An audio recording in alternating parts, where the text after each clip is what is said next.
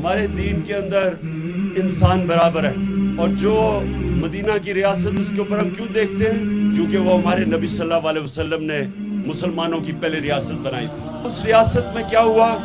ہمارے نبی نے ایک چارٹر سائن کیا، یہودی بھی تھے، مسیح بھی تھے، جتنے بھی انسان تھے ان کے ساتھ انہوں نے چارٹر آف مدینہ سائن کیا، جس کو کہتے ہیں میثاق مدینہ، اور اس میں سب کو برابر کے شریک بنایا۔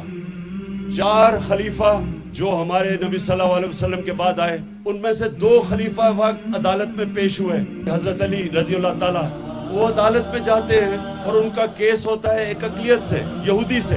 خلیفہ وقت ہیڈ آف سٹیٹ ایک اقلیت کے ساتھ عدالت میں جاتے ہیں، وہ قاضی فیصلہ خلیفہ وقت کے خلاف دے دیتا ہے، اور وہ یہ کہتا ہے کہ میں آپ کی بیٹی کی، کیونکہ آپ کے بیٹا گواہ ہیں، ان کی میں گواہی قبول نہیں کرتا۔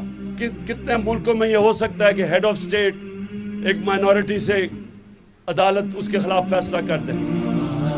تو یہ ادھر سے ہم شروع ہوئے تھے، ہمارے انصاف کا نظام ادھر تھا، اور اقلیت انسان برابر تھے مسلمان معاشروں میں۔